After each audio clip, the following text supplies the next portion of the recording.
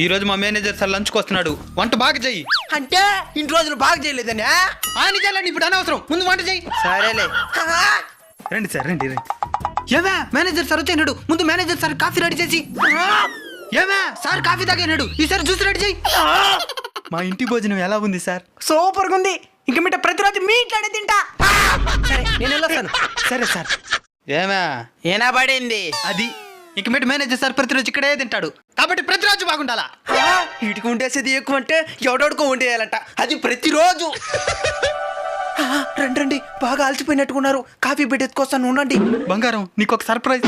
ఏంటండి? నువ్వు ఇక మీట మేనేజర్ తోనే కాపురం చేయాలి.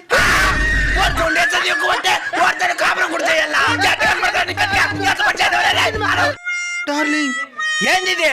నాకు మేనేజర్ గా ప్రమోషన్ వచ్చింది. ముందే కదా చెప్పాలా?